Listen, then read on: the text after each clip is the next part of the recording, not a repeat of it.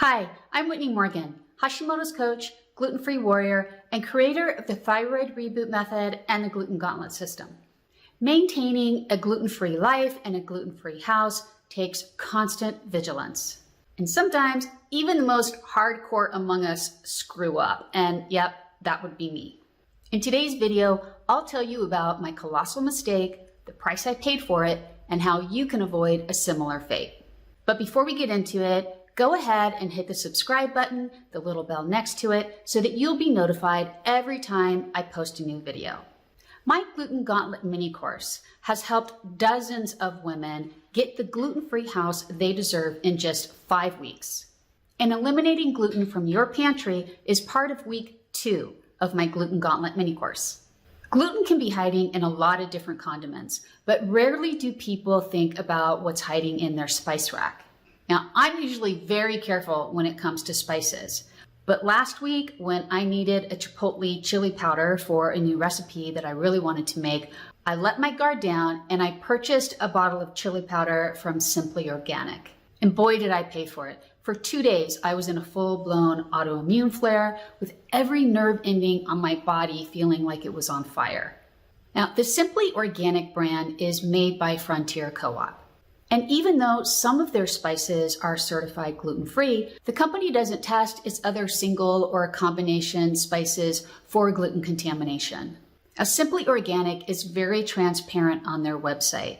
They clearly state that even though they do their best to avoid cross-contamination in their facilities, any of their spice products that don't display the gluten-free certification may not be safe for celiacs or for gluten-sensitive people.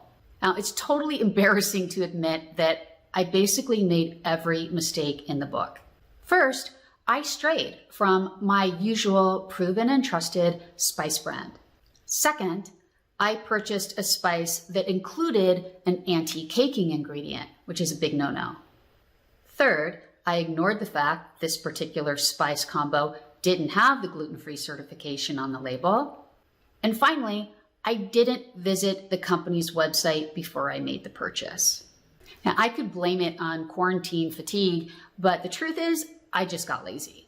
Have you ever suspected that you've gotten glutened by something in your spice cabinet?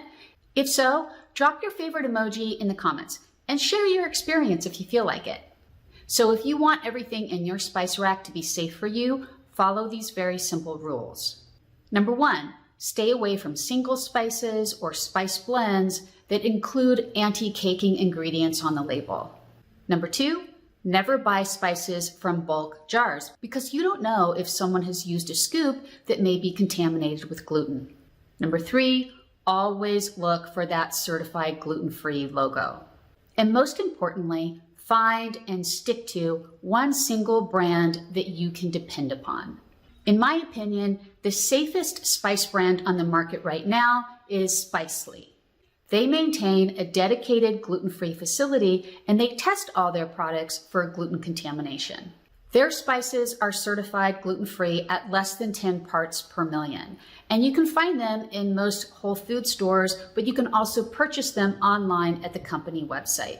If you want to learn more tips about avoiding gluten contamination, or if you want to make your whole house a gluten-free safe zone, check out my Gluten Gauntlet mini course using the link in the video notes.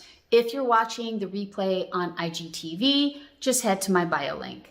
Thanks for listening to my story. If you found it helpful, let me know by liking the video, subscribing to my channel, or sharing this video with someone who's trying to live their best gluten-free life.